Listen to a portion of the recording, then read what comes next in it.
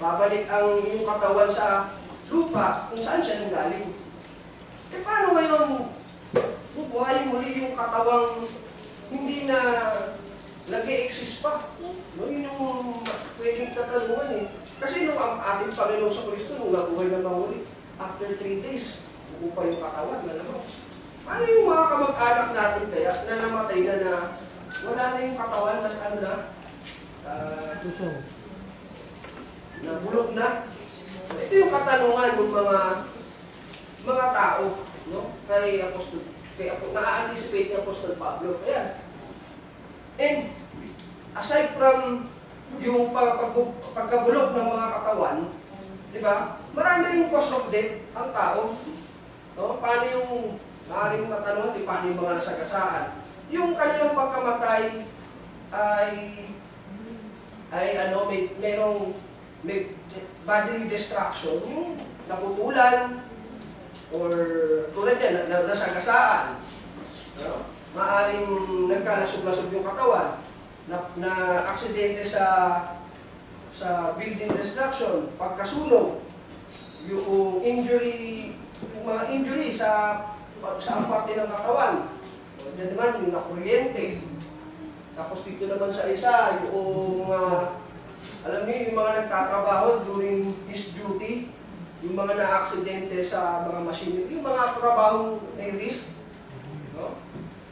Tapos may nahuhulog, malamang napipilayan o napuputulan ng anumang bahagi ng katawan, nalaglag sa bangin, airplane crash, o nasagasaan ng train, nagkalasog-lasog ang katawan, nalunod o kinain ng mga pating, o kinain ng mga mabangis na hayop, nalason.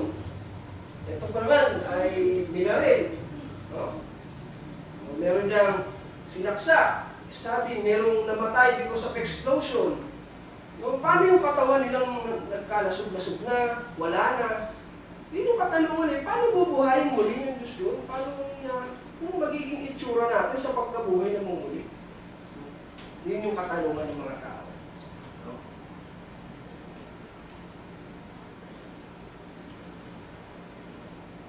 Kaya balikan natin yung ating binasa. No?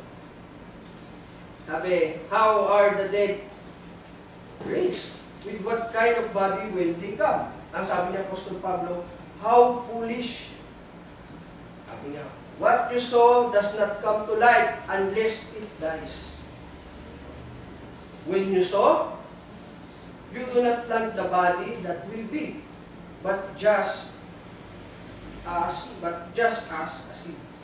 No? Sinasabi niya dyan, mapapansin nyo yung ginawa niyang analogy na kinumpara niya yung pagkamatay at pagkalibing ng tao doon sa pagtatanim. No? Kapag kayo nagtatanim, what you saw does not come to light unless it dies. Ibig sabihin, yung buto, hindi naman yan tutubo. Hindi yan magkakaroon ng panibago niyang anyo kung hindi mo itatanim. No? Ganon din ang tao. Hindi yan mabubuhay na mamuli kung hindi yan mamamatay. No? Pero, when you saw, you do not plant the body that it will be, but just as a seed. No? Perhaps of wheat or of something else.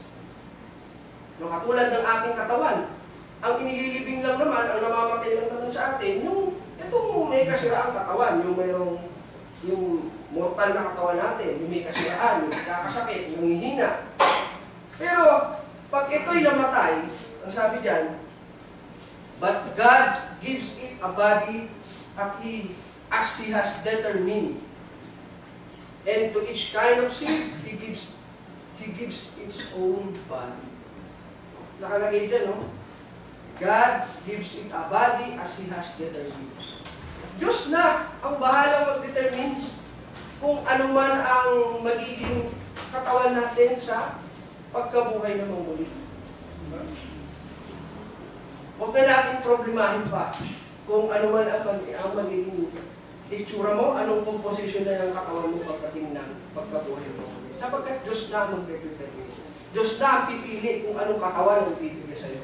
Katulad din naman ng mga halaman na iba't ibang uri ng buto, pero kapag yung itinanim, kung mangga, ang buto ng mangga ang iyong tinanim, malamang puno din ng mangga ang tutubo. Siya din yun, pero mas greater, mas maluwalhating anyo. Katulad din naman natin, kapag tayo'y namatay, tayo'y ililibing sa pagkabuhay na muli, ikaw pa rin yun. Pero nandun ka na sa anyo mas maluwalhati at nasa espiritu. Mas higit na maganda kaysa sa komposisyon ng katawan natin ngayon. Yun ang sinasabi ng analogy ni Apostol Pablo. No? To each kind of seed, he gives its own body. Huwag na tayo mag-alala kung ano ba yung itsura o ano bang klaseng katawan nun.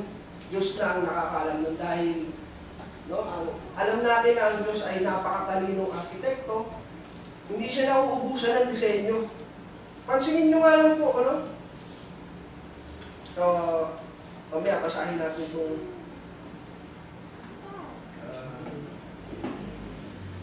basahin po muna natin itong 1 John chapter 3. No? Na kaakibat po ng ating sinasabi ngayon na sabi dito, mga minamahal, ngayon ay mga anak tayo ng Diyos at hindi pa nahahayag kung magiging ano tayo. Nalalaman natin na kung siya'y mahayag, ang ating Panginoong Hesus, tayo'y magiging katulad niya sapagkat siya'y ating makikitang gaya ng kanyang sarili. Ganun din si Apostol John. Hindi pa natin alam kung ano, magiging ano tayo. No? Nalalaman natin na kung siya'y mahayag, sa kanyang pagbabalik, tayo'y magiging katulad niya sapagkat siya'y ating nakikitang gaya ng kanyang sarili. May naalala nga po ako nagtanong sa akin, sabi niya, sa pagkabuhay daw na muli o sa langit, ano daw ang itsura natin? Makikilala pa ba niya yung kanyang ina dun sa langit? O yung nanay niya ba, makikilala pa ba siya? Mare-recognize pa ba siya? Yung mga ganung bagay na tanong ko. Yung mga ganung klase na. Kasi yun nga, tinatanong din ng mga tao nung panahon ni Apostol Pablo, anong itsura natin? Paano gagawin ng Diyos yan?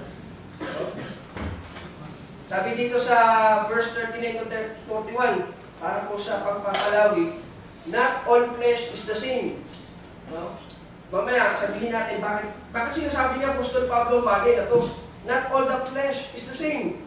People have one kind of flesh, animals have another, birds another, and fish another. Iba ang laman ng tao, iba ang laman ng hayop sa tao, iba din ang laman ng mga ibon, iba din ang sa isda. So, of course, iba pagkakaiba itsura, no?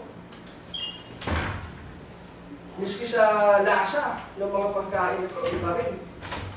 Kaya, makikita natin yung kapangyarihan ng Diyos. No? There are also heavenly bodies and there are earthly bodies. No? Heavenly bodies and earthly bodies. Ano ba? But the splendor of the heavenly bodies is one kind, and the splendor of the earthly bodies is another. Iba din yun. The sun has one kind of splendor, the moon another, and the stars another. Miski yung mga planeta pa, iba din. Makikita naman natin yan, iba-iba. Iba yung itsura ng planets, iba yung itsura ng araw sa buwan. No? Ang mga bituin, iba-iba rin ang itsura. And stars differs from stars in splendor. Napakarami yan. At iba-iba yan sa isa't isa. No?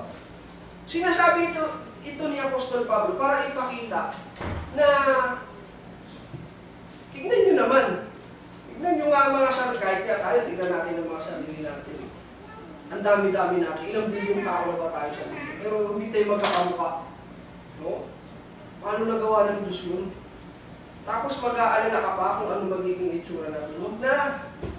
Ito, nabahala na ang Diyos doon. It is God will determine kung ano magiging komposisyon natin sa pagkabuhay ng mga muli. Ayan, no? Sa dami ng tao sa buong mundo, iba-iba yung itsura, iba-iba ang kulay, buhok, no? Mata, ilong, lahat, iba-iba. Ganon din ang mga hayop. Hindi mauubusan ng disenyo ang Diyos. Ang mga hayop sa ipapawid, ang mga hayop sa ilalim ng dagat, ang outer space, no?